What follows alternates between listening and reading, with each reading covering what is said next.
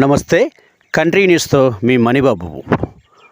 Paderu division ఆదివాసీ ప్రజా చైతన్య సంఘం అధ్యక్షులు పాడి లోవరాజు డిమాండ్స్.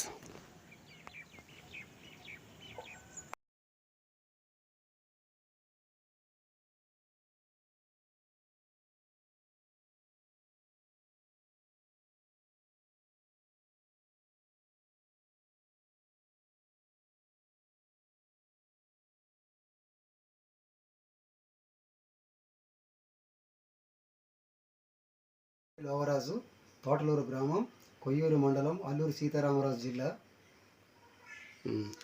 అదేండి, ఇప్పుడు లోవరాజు గారు మీ సమస్య ఏంటంటే మీరేం చెప్పదలుచుకుంటున్నారా సమాజానికి? నేను ఒక ఆదివాసీ బిడ్డగా 2011 ఆ టైంలో పాడేరు 11 ఏజెన్సీ మండలాల్లో జెడ్పీటీసీలు అందరికి గిరిజనేతరులకు కేటాయించడం జరిగింది. అది పేపర్ ప్రకటన చూడగానే నేను హైకోర్టు ప్రధాన న్యాయమూర్తి వారికి, గవర్నర్ గారికి, అయ్యా మా ఏజెన్సీ ప్రాంతం 1,00,000 సమస్యలతో నిండి ఉన్నది, మా ఊరిలో మా రాజ్యం, మా ఊరిలో మా పాలన, మా ప్రాంతంలో మా అభ్యర్థుల మధ్య ఎన్నికలు జరగాలి, ఇది పూర్తిగా 5వ షెడ్యూల్ ప్రాంతం, ఈ ప్రాంతంలో మా ఆదివాసులకి ఎన్నిక జరగాలి, ఈ రోస్టర్ విధానాన్ని తక్షణంగా రద్దు చేయాలని చెప్పేసి గవర్నర్ గారికి ఒక నివేదిక, హైకోర్టుకు ఒక నివేదిక పంపగా గవర్నర్ గారు 2011లో నాకు ఈ కాపీ పంపడం జరిగింది. ఈ విధంగా సంబంధిత ప్రిన్సిపల్ సెక్రటరీ వారికి పంపడం జరిగిందని నా కాపీ పంపించడం జరిగింది. హైకోర్టు వారు కూడా ఒక కాపీ 2011లో పంపించి ఉన్నారు. చాలా బాధలతో నిండి ప్రాంతం. మరి అధికారులు కూడా చిత్తశుద్ధిగా పనిచేసి మా ప్రాంతాన్ని పరిరక్షించాలని కోరుతూ మరి గవర్నర్కి లెటర్ పెట్టడం. అదేవిధంగా కొండకోన మా ఆంధ్రప్రదేశ్ రాష్ట్రంలో కొండకోణంలో జీవించినటువంటి మా ఆదివాసీలకు ఎటువంటి అభివృద్ధి లేదు. ఈ వలస వచ్చినటువంటి ఆదివాసుల వలన మా కొండకోణం నుంచి ప్రవహించే నీరు, కలపేతర సహ సంపదలన్నీ 1/70 ఉండి కూడా మా అరచేతులకు అందు ఉండలేదు. పీల్చే గాలి కూడా వారి చేతిలో అందు ఉంటే మా పరిస్థితి గవర్నర్జీ అని చెప్పేసి లెటర్లు పంపించడం జరిగింది. అందుకు ఇది మాకు పంపించడం జరిగింది అండి. లోవరాజు గారు, ఇప్పుడు ప్రస్తుతానికి మీరు దేంట్లోనే సంఘంలో పనిచేసినట్టు తెలిసిందండి? దేంట్లో చేస్తున్నారండి? ప్రజెంట్ మేము ఆదివాసీ ప్రజా చైతన్య సంఘంలో అధ్యక్షులుగా నేను పనిచేస్తున్నాను. అప్పుడు ఆదివాసీ ప్రజా చైతన్య సంఘాల అధ్యక్షులుగా పనిచేస్తూ ఈ 11 ఏజెన్సీ మండలాల్లో ఎక్కువగా నకిలీ ఎస్టీ ధృవపత్రతో ఉద్యోగాలు చలామణి చదువు చేయటం ఈ విధంగా ఉంది.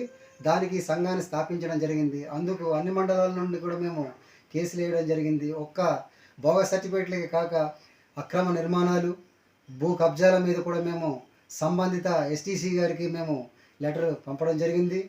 పంపగా సంబంధిత ఎస్టీసీ గారు కొయ్యూరు మండలం తహసీల్దారులు వారికి 7 రోజుల్లో కల్లా నివేదికలు పంపమని చెప్పారు.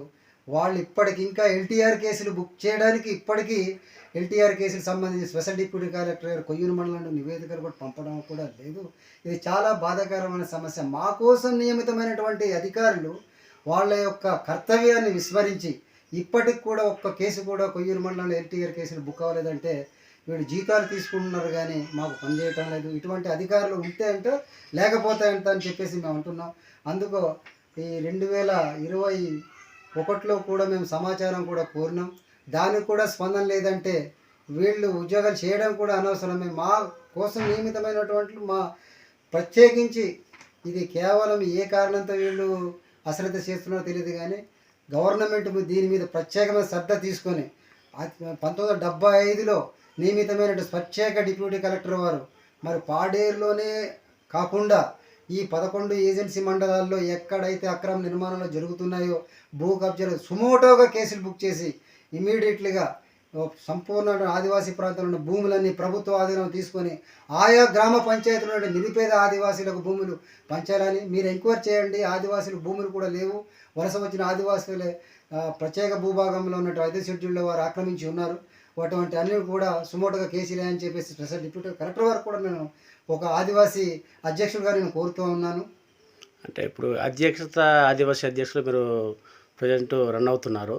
దానిలో భాగంగా నకిలీ ధృవపత్రాల గురించి ఏమైనా మీరు చేశారా?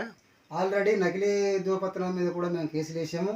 వాటికి కూడా గ్రామసభ ఎంక్వైరీ కూడా పెదబరడ ప్లస్ తర్వాత ఇటు వచ్చి ఉక్కుంపేట, ఇటు వచ్చి కొయ్యూరు మండలంలో రత్నంపేట కూడా మేము వెళ్ళడం జరిగింది. తహసీల్దార్ కూడా చెప్పడం జరిగింది. మరి ఆ తహసీల్దార్ ఎటువంటి నిర్ణయాలు తీసుకున్నారు, ఇప్పటికి కూడా నిర్ణయాలు తీసుకోవటం లేదు. ఎందుకు తీసుకోవడం కూడా వాళ్ళకు అడిగితే వాళ్ళు నిమ్మకు అది చెప్పని పరిస్థితిలో మీ యొక్క పాలనా విధానం బాగుంటే మేము అన్ని రకాలుగా చేయగలము, మీ పాలనా విధానం ఉన్నటువంటి వ్యక్తుల వల్ల మేము చేయలేని పరిస్థితి అని చెప్తాం జరుగుతూ ఉంది. మరి మా పాలకులు ఎంతవరకు మరి దానికి కానీ అడ్డకట్టేస్తున్నారు కానీ మరి వాళ్ళకి తెలియాలి అనేది మా ఒక ఇది.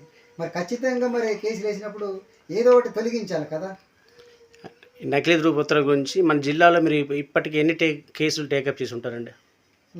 కేసులు అయితే ఉక్కుంపేట, కొయ్యూరు మండలం, చింతపల్లి కూడా వేసాం కేసులు. అవును.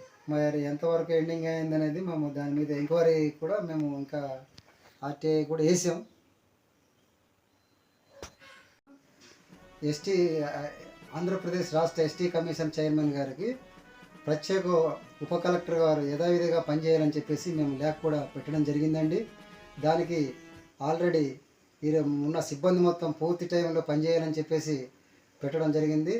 ఈ యాక్ట్ ఖచ్చితంగా తర్వాత కమిషన్ కూడా 11 ఏజెన్సీ మండలాల్లో రోడ్లు ఇరుపక్కల ఉన్నటువంటి చట్ట వ్యతిరేకమైనటువంటి కట్టిన బహుళ అంతస్తులను కూడా బేషరతుగా ప్రభుత్వ ఆధీనంలోకి తీసుకోమని చెప్పి లెటర్ కూడా పెట్టడం జరిగింది.